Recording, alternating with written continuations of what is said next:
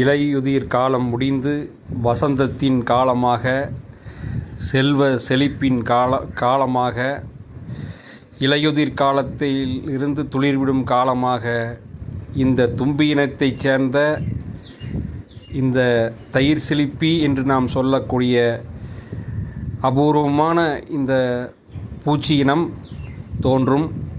இது செல்வ செழிப்பின் அடையாளமாகவும் சொல்கின்றார்கள்.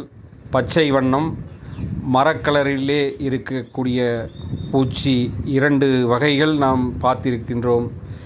இது தயிர் சிலிப்பி.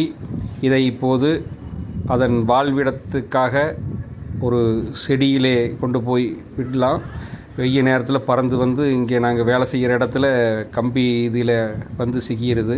அதை பிடிச்சிட்டு போய் அங்கே செடிகள் இருக்கக்கூடியவாறு இந்த இதுகளில் விட்டுட்டோம்னா அது அப்படியே வந்து அதோடு சேர்ந்து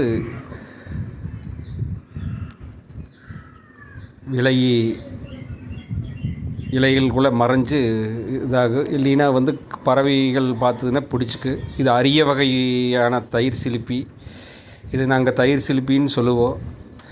எந்திரிச்சு நிற்கிற மாதிரி நின்று 2 கையும் தேக்கி சிலுப்புற மாதிரி, அதனால் வந்து தயிர் சிலிப்பின்னு சொல்கிறோம். அரிய வகையான இது தென்படுவது செல்வத்தின் அடையாளம். நன்றி, வணக்கம். நான் நாதை ரவி ராமச்சந்திரன்.